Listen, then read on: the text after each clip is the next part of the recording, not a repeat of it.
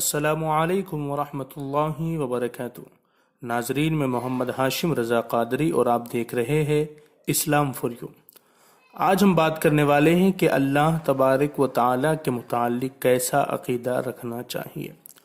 تو ناظرین، سب سے پہلی بات کہ اللہ تبارک و تعالیٰ ایک ہے، اس کا کوئی شریک نہیں، آسمان و زمین اور ساری مخلوقات کا پیدا کرنے والا وہی ہے، وہی عبادت کا مستحق ہے، اس کے سوا کوئی عبادت کے لائق نہیں۔ وہی سب کو روزی دیتا ہے، امیری غریبی عزت اور ذلت سب اس کے اختیار میں ہے، جسے چاہتا ہے عزت دیتا ہے اور جسے چاہتا ہے ذلیل کر دیتا ہے۔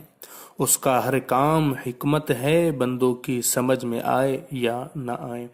وہ کمال و خوبی والا ہے، جھوٹ، دغا، خیانت، ظلم، جہل وغیرہ ہر عیب سے پاک ہے۔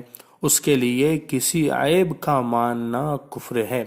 لہٰذا جو یہ عقیدہ رکھے کہ خدا جھوٹ بول سکتا ہے، وہ گمراہ، وہ بد مذہب ہے۔ عزیزان ملت اسلامیہ، اللہ تبارک و تعالیٰ ایک ہے، اس نے پوری کائنات کو پیدا فرمایا۔ اللہ تبارک و تعالیٰ ہر کسی کو روزی دیتا ہے، رزق دیتا ہے، زندگی اور موت اسی کے اختیار میں ہے۔ وہ جب چاہے اسے زندگی عطا فرما دے اور جب چاہے بندے کی زندگی کو لے لے۔ اللہ تبارک و تعالیٰ کے اختیار میں پوری دنیا ہے۔ اللہ تبارک و تعالیٰ نے اس پوری کائنات کو تخلیق فرمایا ہے۔ اللہ تبارک و تعالیٰ ہر عیب سے پاک ہے، اس کے لیے کسی عیب کو ماننا کفر ہے۔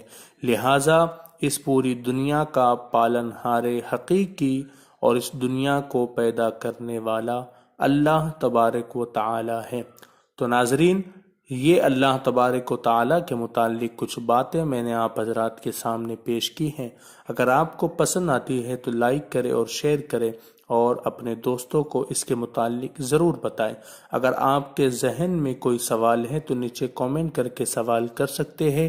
انشاءاللہ نیکسٹ ویڈیو میں آپ کے سوالوں کا جواب دیا جائے گا۔ السلام علیکم ورحمۃ اللہ وبرکاتہ۔